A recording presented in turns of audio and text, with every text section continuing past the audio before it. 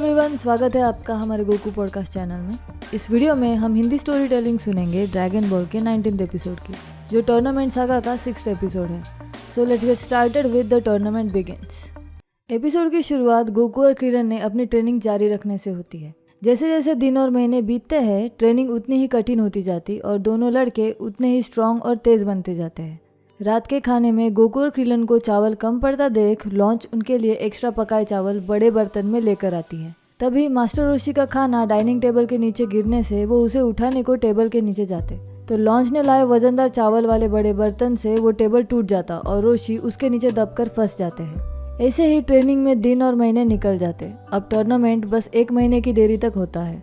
फिर किसी दिन जब मास्टर रोशी और लॉन्च कामे हाउस में आइसक्रीम खा रहे होते हैं, तभी वहाँ अचानक दौड़कर आया गोकू मास्टर रोशी को इमरजेंसी के बहाने जल्दी में उस बड़े चट्टान से पत्थर के पास ले जाता, जिसे सरकाने के काबिल बनने पर गोकू और किरण को मार्शल आर्ट्स के फाइटिंग मूव्स मास्टर रोशी सिखाने वाले थे। ये रोशी को याद दिलाकर वो दोनों लड़के रोशी को वह चट्टान सा पत्थर दूर तक ढकेल कर दिखाते और एक्चुअल फाइटिंग मूव सिखाने के लिए फिर से जिद करने लगते। मास्टर रोशी को लगता उन्होंने सच में बड़े पहाड़ की तरफ इशारा कर बोलना चाहिए था, क्योंकि उन्होंने वो मजाक उन दोनों की जिद रोकने और उनसे बेसिक ट्रेनिंग जारी रखने के मोटिव से किया था। तो मास्टर रोशी ये सब हैरानी से देखते और उनको शाबाशी देते हुए उन्हें समझाते कि उनके पास अब मार्शल आर्ट्स में सिखाने के लिए कुछ बचा नहीं है, क्योंकि टर्टल हर्मिट फाइटिंग स्टाइल का पूरा सीक्रेट उसकी बेसिक ट्रेनिंग शेड्यूल ही थी, जिसे हर रोज कंटिन्यू करने से उन दोनों ने अपने हाथ, पैर, दिल और दिमाग की built in limitations already cross कर अब वो पहले के बदले कई गुना ज्यादा स्ट्रॉन्ग बन चुके हैं। फिर गोकू और किरण रोशी से पूछते कि बिना फाइटिंग मूव सीखे वो टूर्नामेंट कैसे जीत पाएंगे। तो रोशी उन्हें समझाते कि यहाँ तुम दोनों सीखने के इरादे से आए हो, ना कि टूर्नामेंट जीतने के। इसे याद रखो, टूर्नामेंट में हिस्सा लेना तुम्हारी ट्रेनिंग का पार्ट है। वहाँ तुम दोनों पहले अपने नेचुरल फाइटिंग स्किल के साथ लड़ोगे तो तुम्हें अच्छा एक्सपीरियंस आएगा। बहुत कुछ तुम दोनों वहाँ सीखोगे। उसके बिना फाइटिंग मूव सीखने का कुछ फ़ायदा नहीं होगा। आगे वो दोनों स्टूडेंट्स को सेम ट्रेनिंग जारी रखते हुए अब से दुगने वजन वाले टर्टल हर्मिट के साथ टास्क करने को बोलते। इसी बीच एक गहरे जंगल में यामचा अपनी खुद की कुछ ट्रेनिंग कर रहा होता है। 1 महीने की कड़ी ट्रेनिंग के बाद वो वेस्ट सिटी लौटने का फैसला करता है। अगले दिन वेस्ट सिटी में बोलमा, ऊलोंग और पोर कुछ खरीदारी करने बाद वापस घर जा रहे होते हैं।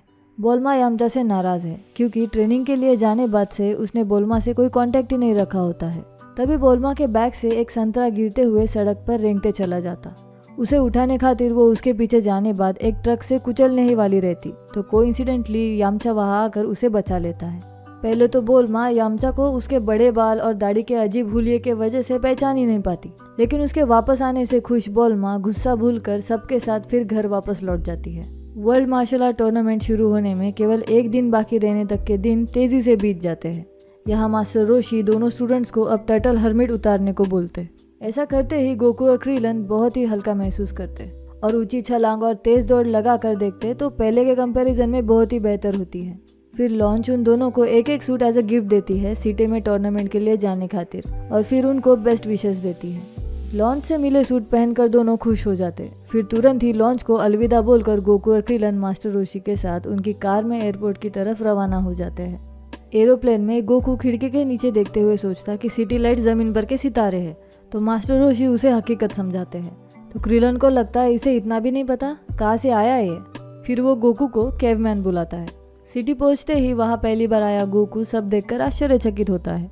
उसे देख किरण को अजीब लगता है। फिर मास्टर रोशी ने टैक्सी बुलाने बाद उसमें बैठे वो तीनों टूर्नामेंट के वेन्यू पर पहुंचते हैं। फिर टूर्नामेंट में हिस्सा लेने खातिर साइन इन करने के लिए वो तीनों कॉलेजियम की ओर जाते हैं। रोशी ने दोनों लड़कों को साइन अप करने बाद उनकी मुलाकात वहाँ यामचा, बोलमा, ऊलोंग और पोर से होती है, जिससे वो सब बेहद खुश हो जाते हैं। यामचा से बातचीत के दौरान ये समझता कि उसने भी टूर्नामेंट में हिस्सा लिया है, तो कल सुबह शुरू होने वाले एलिमिनेशन राउंड में वो एक दूसरे के अपोजिट एज अ राइवल होंगे। उसके बाद मास्टर रोशी दोनों स्टूडेंट के साथ एक होटल में सोते हैं। अगले दिन मास्टर रोशी, गोकू और किरण टूर्नामेंट के वेन्यू पर फिर से पहुँचते हैं। यामचा और उसके बाकी दोस्त भी साथ हैं। अब एलिमिनेशन राउंड शुरू होने से पहले मास्टर रोशी दोनों स्टूडेंट्स को उनकी मार्शल आर्ट वाली न्यू यूनिफॉर्म पहनने को देते हैं। उसे पहनकर टूर्नामेंट के लिए तैयार दोनों स्टूडेंट्स को रोशी फिर से समझाते कि एलिमिनेशन राउंड में सिर्फ 8 लोग ही सिलेक्ट होंगे, तो अपना बेस्ट परफॉर्मेंस देना। मैं यही भीड़ में रहकर तुम पर नज़र रखूंगा। उसके बाद गोकू और किरण वहाँ आए सब कंटेस्टेंट को ऑब्जर्व कर सोचते कि कितने सारे लोग टूर्नामेंट में हिस्सा लेने आए हैं और इन सब से उनको लड़ना है। अब वर्ल्ड मार्शल आर्ट टूर्नामेंट शुरू हो चुका है। आगे क्या होगा देखते हैं नेक्स्ट वीडियो में न्यू एपिसोड के साथ। अगर आपको ये वीडियो अच्छा लगे तो लाइक, कमेंट्स एंड शेयर भी कर दीजिएगा। हमारे चैनल गोकू पॉडकास्ट को सब्सक्राइब भी कर देना अगर अब तक ना किया हो तो। नोटिफिकेशन बेल आइकॉन भी क्लिक करके रखिएगा ताकि जैसे नया वीडियो आए आप समझ जाओगे। Thank you so much, bye.